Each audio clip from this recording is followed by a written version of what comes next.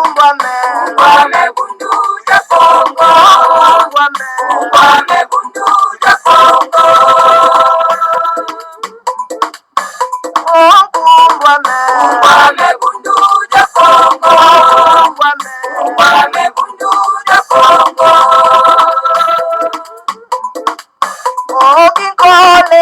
Kole ku Kongo ya mwenika.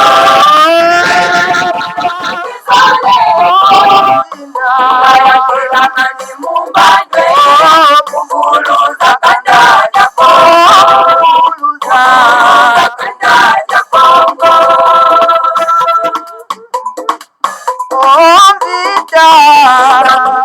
Kongo ya mwenika.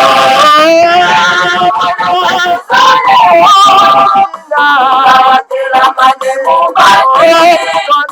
Wana sita kukongo. Wana sita kukongo.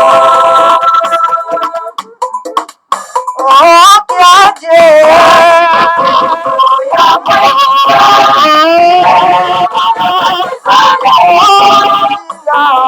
Kila mani mumbanje. Kanda ja Kongo.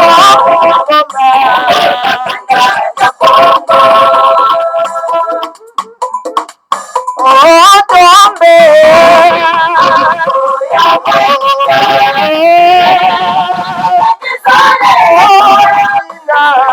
Kila mani mumbanje. Usonga tembe kukongo. Usonga tembe kukongo. Ungwame bundu ja Kongo. Ungwame bundu ja Kongo. Ungwame bundu ja Kongo. Ungwame bundu ja Kongo. Ungwame bundu ja Kongo.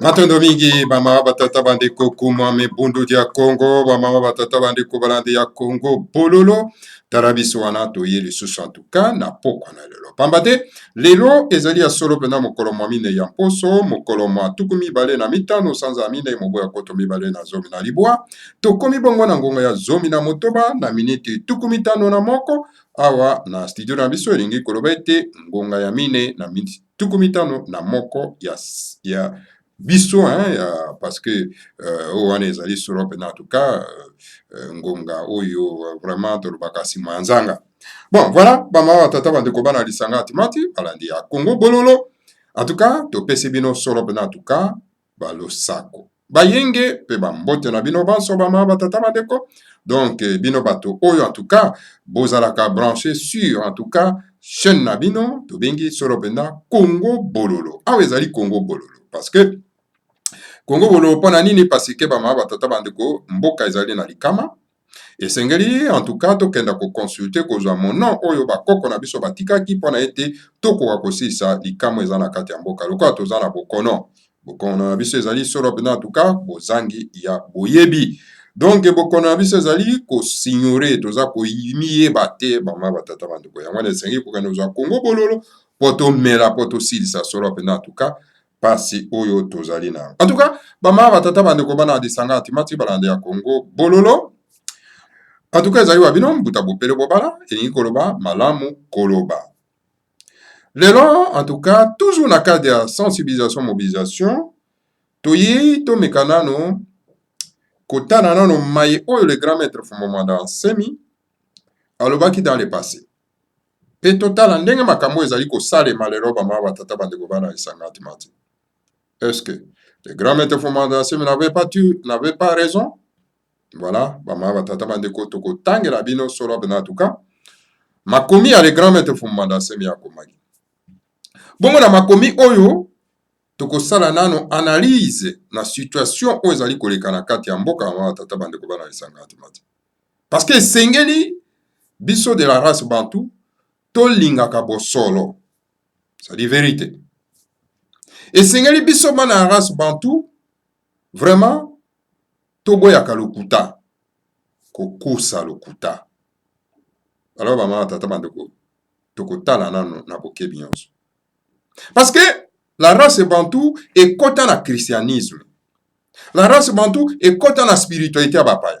Mais spiritualité yango wana ya bapaya etondi na lokuta ya kosakana te bama batata bandeko. Kuna na kati na Biblia na bango balobi koyiba eza mabe. Kasi tala moyibe tondi na mboka et tous ces mondes-là sont déchristianisés. Kobuka lokute eza mabe, mais tala bango kuna lokute tondi bango na monoko ya kosakana te. Alors, Nzambe aba christianisé, azali Nzambe aba contradiction ba ma batata bandeko. Toko beta na noseta na esika oyo pona kolakisa ba imboka. Alors, ba ma batata bandeko sans plus tarder, toke na Congo to le grand maître akomaki na 2014. Esika wapi titre nango elobi que disait-on à l'IDPS dans l'union de Timanti. Nino ebandaki kolobama na kati na IDPS na kati ya lisanga ya Timanti. Totanga na bokebi bango tata bandeko. La sagesse Congo enseigne aux adeptes de Bundu dia Congo que wavuna vyoka kadi luvunu kasita ko. Wana kikongo na lokota papa yengi koloba. Si tu mens, passe vite.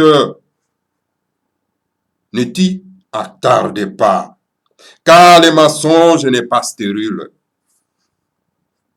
Nalinga balobi soko kosi salanjela leka ndeko leka po soko telemi wana bakokanga yo komeka kutu kozwa 2 minutes te po telema parce que bakokanga yo soko kosi leka po lokuta ezalaka kisita lokuta ezalaka kisita te. Voilà. À la veille des élections de 2011, Nemwanda Nsemi avait mis sur pied un plan destiné à faire gagner l'opposition aux élections. Namaponamia Mobuko Tomibale na zomi na moko. Donc le grand maître Nemwanda Nsemi atiaka soropena plan moko ya été opposition pour être kwa kolonga maponami wana en 2011. Pour Nemwanda Nsemi, tous les opposants devraient se réunir et choisir un candidat unique de l'opposition pour la présidentielle. En 2011, le grand maître Nemwanda Nsemi alobaki esengeli ba opposants surtout ba kwa kosangana pour être ba kwa kosangisa candidat moko oyo ko permettre bango kwa kolonga maponami. Le Congo Wadondo, le Congo Dieto intitulé Les primaires de l'opposition que Nemwanda Nsemi avait écrit à ce sujet parle de ses plans. Congo Dieto oyo, le grand maître Nemwanda Nsemi akomaka na likambo etali primaire à l'opposition.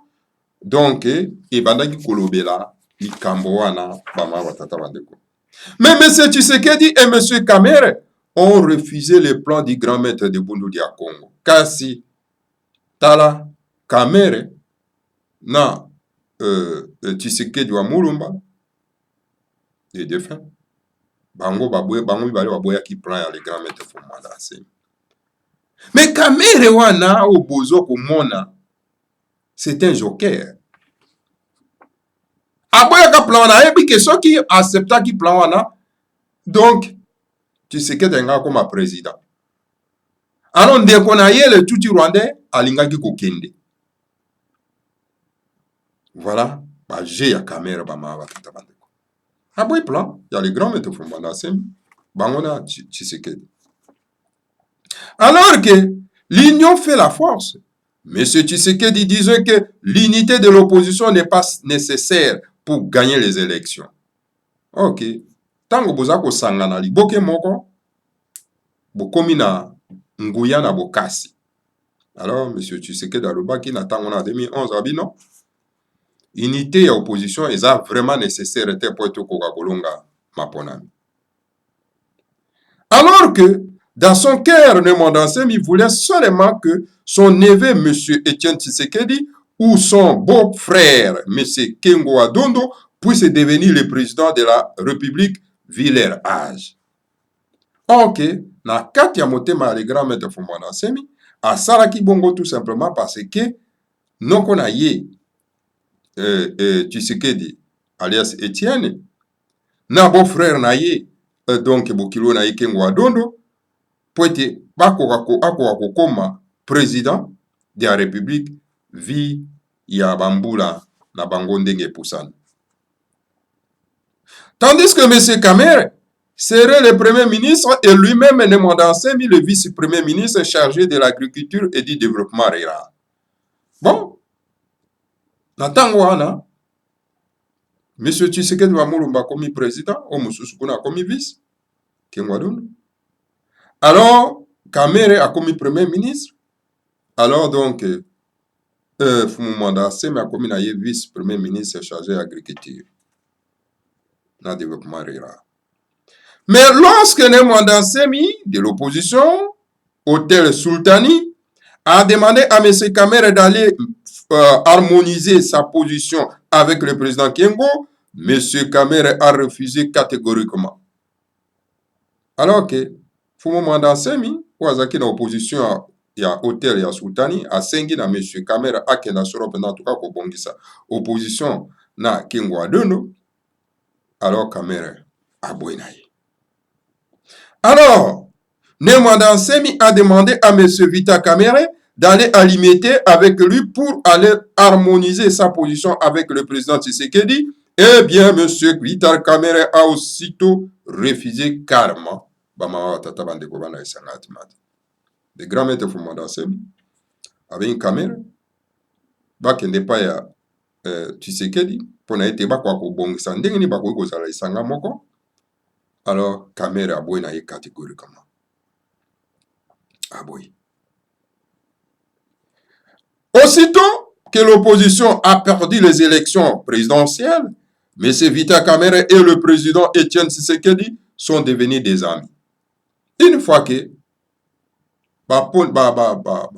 gagné ma ponamité, alors Kamerhe na Tshisekedi ba komi ba master. Et on voit désormais M. Kamerhe et M. Félix Tshisekedi, le fils, qui se promènent ensemble. Bangwana, M. Tshisekedi, alias Félix, na Kamere Bangwana bakomi kotambola ilongo moko. Donc, kope na bango ibanda kala. Bama tata bandeko. Bakomi na bango ami bakomi kotambola sika moko.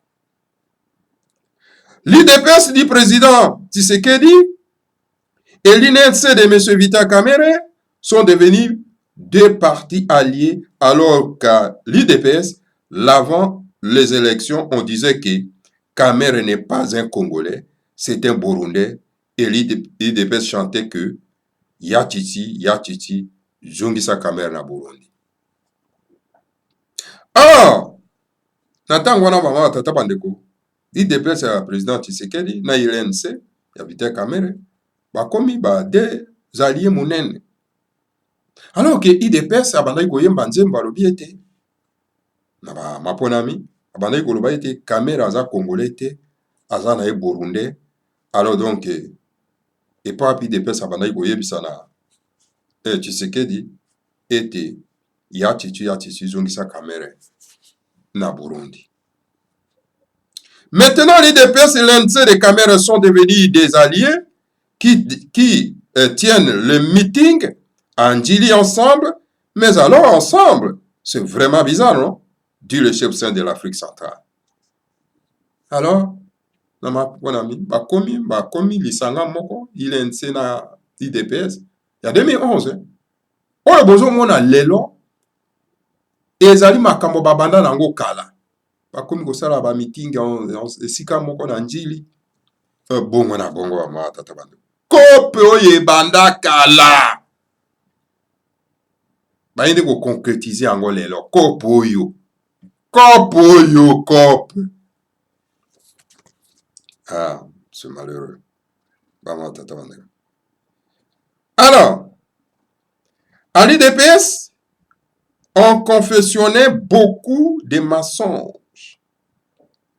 On calomniait Nemwanda Nsemi avant les élections en disant que Nemwanda Nsemi est devenu l'homme de Kabila via Kamere. Avant Asara Bamaponame en 2011, babandaki kobuka lokuta ya koloba ete fumu Mwanda Nsemi azali moto ya Hippolyte Kanambe. Kotonga lokuta bama tata bande kobana 50. Ok, kobuka lokuta ya ete fumu Mwanda Nsemi aza moto ya Hippolyte Kanambe. Entre-temps, le régime politique du président Kabila, du politique Kanambe, continue de persécuter les Mwanda Nsemi, Bundu dia Congo, et les partis politiques Bundu dia Mayala de Nemwanda Nsemi. Vous le dites non, azali moto ya Hippolyte Kanambe. Entre-temps, Hippolyte Kanambe reste toujours Kabila, comme baba ya lokuta. Azako persécuter fumu Mwanda Nsemi. Badepte ya Bundu dia Congo, parti politique Bundu dia Mayala. Ya fumu Mwanda Nsemi. Jusqu'à ce jour, quoique amnistiés, les adeptes de Bundu dia Congo sont encore en prison à Makala. Tile. Adeptes de Bundu dia Congo, baza toujours na kati ya prison à Makala. Et au mois de juillet dernier, un commando du régime en place est allé à ma campagne au domicile de Mwanda Nsemi pour aller l'assassiner. Au mois de juillet, dans Boulawana en 2014, na tango wana bama tata wande ko le grand maître fondation masaki na kati ya résidence au palais royal na ye Hippolyte Kanambe atindi commando moko pour être akena ko assassiner le grand maître. Voilà le prétendu homme de Kabila via Kamere, allez-y comprendre. Allez-y comprendre. Botala. Vous voulez que non, voilà wana zali moto ya Hippolyte Kanambe, alors Hippolyte Kanambe qui envoie un commando pour l'assassiner.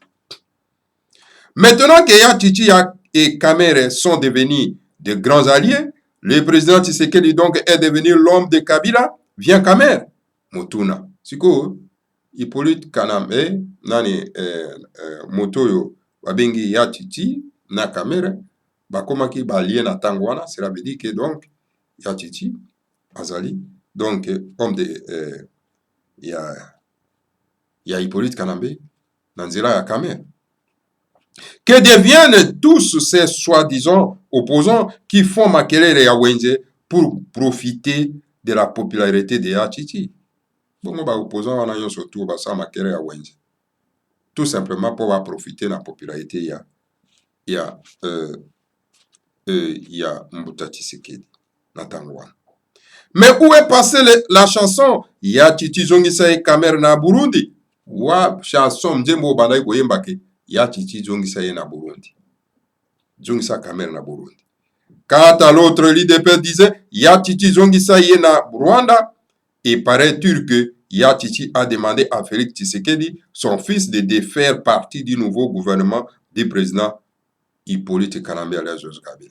Tango bango baza koyemba ka, omoni ba négociation na bango yo ya désordre ba banda nango kala. Pama tata bana.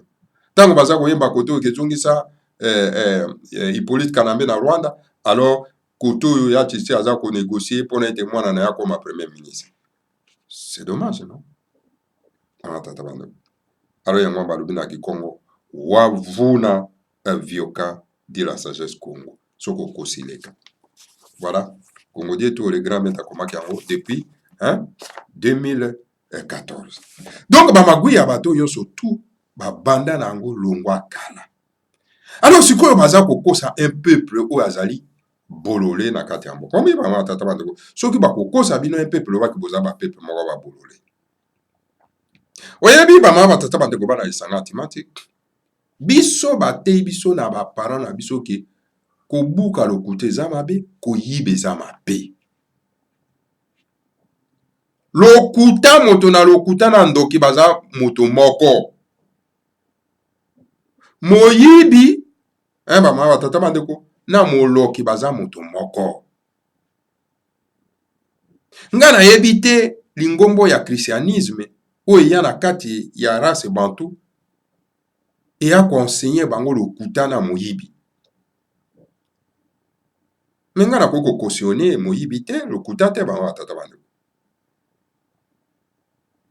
Mais sais-tu Lombo alias Félix na âme conscience na ye ayebi yango très bien, il n'a pas gagné les élections. Il n'a pas gagné.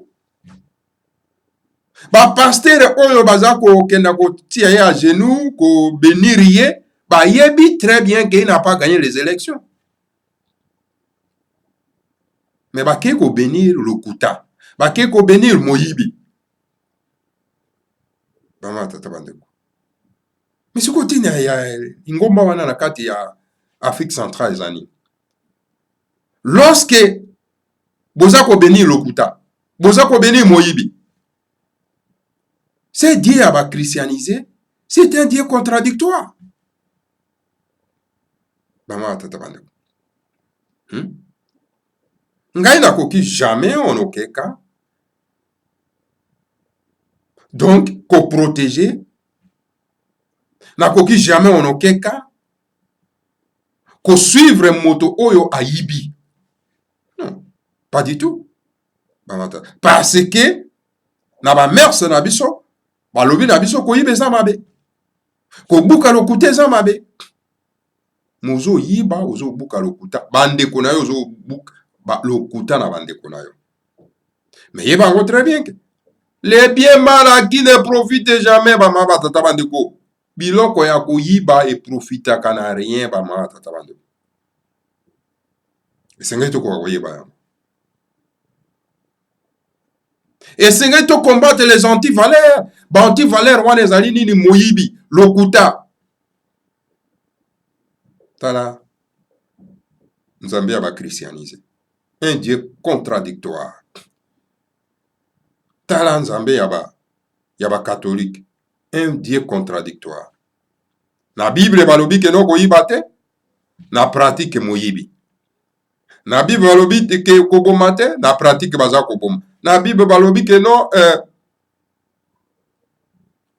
kobuka lokuta te, lokuta na lokuta.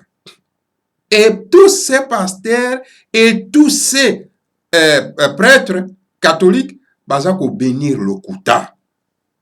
Donc c'est un Dieu à christianiser, c'est un Dieu contradictoire.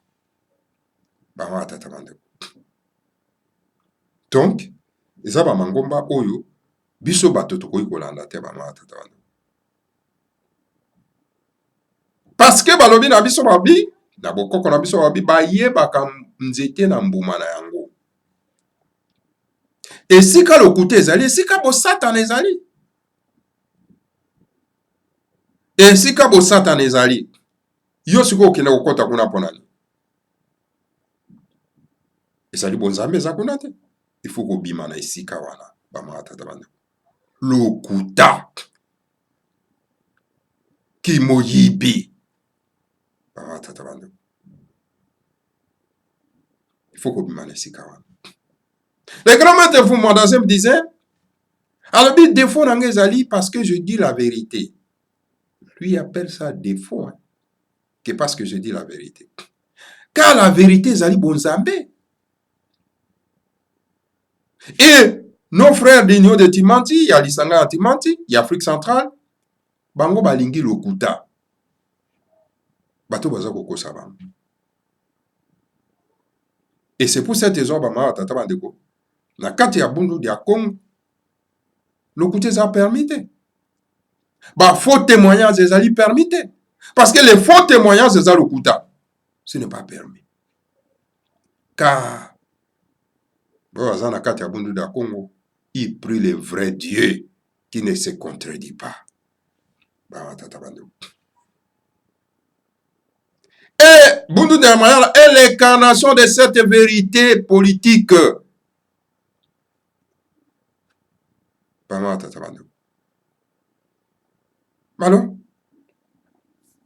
Yosiko Robananga Lobi, non? Écoutez, tozana kati ya mboka, tokena ko cautionner ba politicien lokuta, ba politicien muyibi. Non, nous ne pouvons pas le faire, bama tata bandu.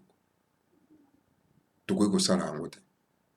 Et sengeli to combattre lokuta, to combattre muyibi parce que bangona ndoki baza moto moko.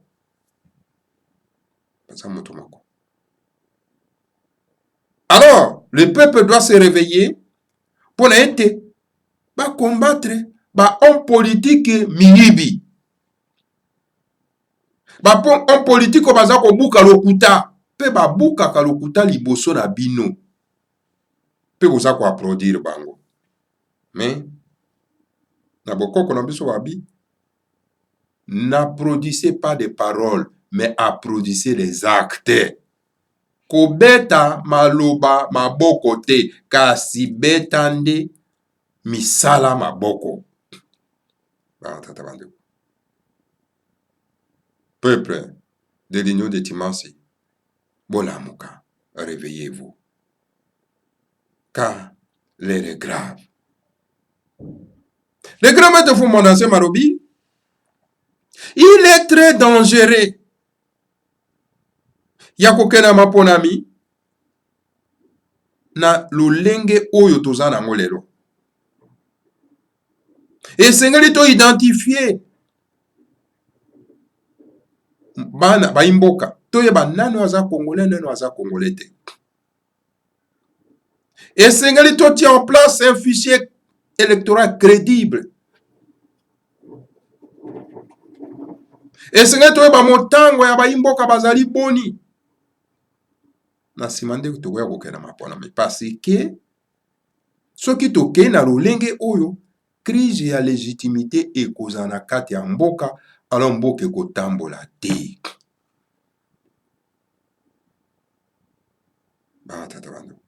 Parce que soki toke na lolenge oyo toko légitimer bapaya oyo bazwi misolo ya miyibi na kati ya mboka na biso, bango nde bakokoma ba député, bango nde bakokoma ba président ba assemblée nationale, bango nde bakokoma ba ministre, alors donc to légitimer bapaya na mboka na biso. C'est ce que M. Tshilombo vient de faire. Accepter ko ndima ko branchir un criminel terroriste le quoi Hippolyte Kanambe, mwana tuti rwandais. Et tous les généraux rwandais au bazar na kati armée na biso. Mais c'est vraiment un crime. Et ces crimes, nous devons les combattre. Tarabande na biso, na soi-disant assemblée nationale, parce qu'on applaudir tous ces étrangers ou batondi wana ba matatabando ou mboka ya ndengeni. Alors donc, la meilleure des choses est la destruction des RDC, la destruction ya Kimbambala wana, et sengeto détruire yango. Alors ikotika na biso, mwana na mwana bendana na poste d'attache na ye. Ba matatabando. Parce que comme ça, souffrance na biso eko continuer et jusqu'à quand? Parce que Tshilombo, alias Félix, ne fera rien dans ces pays-là. Aussi longtemps que bana ya coalition tout chibaye na kati na mboka na biso, Monsieur Tshilombo alias Félix ne fera absolument rien. Ayebi très bien. Âme et conscience na ye ayebi yango très bien que na kosala eloko te. C'est à nous baimboka ba kolomboka tozali bakolo mboka esengeli to défendre yango, esengeli par tous les moyens ya kobimisa solo mpenza bato oyo na kati ya mboka. Biso toboyi kovanda na bapaya te bango batata bandeko, me bapaya oyo baye na likanisi ya kokonza biso, non, nous ne pouvons pas accepter. Bango batata bandeko toko accepter yango te.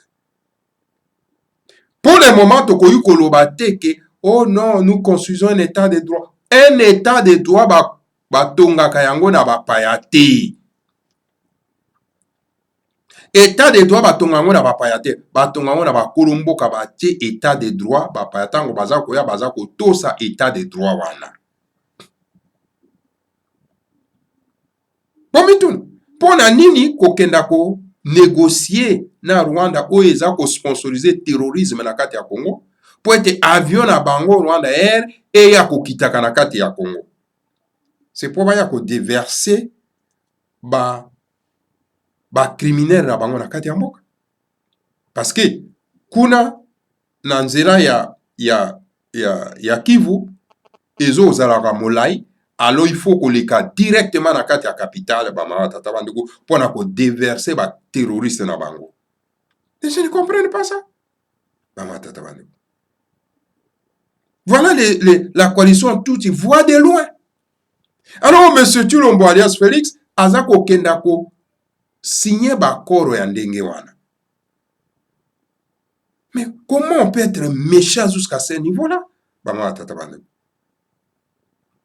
Comment on peut être criminel na niveau wana bamama tata bandeko? Alors, donc, Rwanda Air, ezokita na kati ya Kinshasa mpona kodeverse ba élément terroriste ya Kagame bamama tata bandeko, mpona kocontinue korenforcer donc l'occupation ya mboka na biso. Alors mes chers frères, réveillez-vous, réveillez-vous, parce que ndeko na biso Tshilombo azali pris en otage, parce que aza ko réfléchir te, aza ko raisonner te bamama tata bandeko. Comment un mopaya lokola Hippolyte Kanambe mwana tuti Rwandais aya ko régner na kati ya mboka na bino benza? Vous êtes 85 millions et qu'un étranger, un individu comme ça aye na bandeko na ya ko régner pe aye ko buka lokuta abi ke yena Jeannette Kanambe bazali ba mapasa. Tala lokuta ya ndenge wana mama pasa oyo babotami na de mboka différent. Mais oh, mais non, mais oh, bah, ma passe à moi extraordinaire. Eh ben, moi, extraordinaire. Moi, poignet à bateau, bah, Koko Sabino 85 millions. Mais vous aussi, le capé karaté. Vous avez quoi applaudir. Mais finalement, vous avez une souffrance. Et quoi? Alors donc, et sengeli timbambaloko, buka yango ba ma batata bandeko. Pona été. Bato na bato bakima solo mpenza tuka na mabele ya bakoko na bango na baposte d'attache na bango. La seule solution, parce que lisanga ya ndenge oyo ekoprofite na eloko moko te kozongisa biso kaka nsima. Voilà bamama batata bandeko bana lisanga tumati mwa moke oyo namemelaki bino mpona kotangela bino Congo dietu oyo le grand maître Fumanda Asemi akomaki depuis 2014 mpona kolakisa bino ete likopa ya kamere na monsieur Tshilombo ebanda lelo te, ebanda nango depuis kala. Donc lelo ezali tout simplement concrétisation ya likopa na bango oyo basalaki bamama batata bandeko bana lisanga atimati. Voilà, les grands sages de la race bantou avaient déjà écrit. Matondo mingi na bino banso oyo bolandi biso wana ezalaki solo na tuka témoignage oyo namemaki mpona ete nakoka kolakisa bino na kati na Congo dietu, donc 1358, écrit par le grand maître Fumanda Asemi depuis 2014, le 8 août 2014. Voilà ma tata bandeko. Qui vivra verra. Matondo mingi bama tata bandeko na ndenge bolandi biso. Que le Seigneur à Congo vous bénisse tous. Bénisse Fumomanda Nsemi et bénisse la République fédérale du Congo. Ingeta, Ibobo et Ibobo.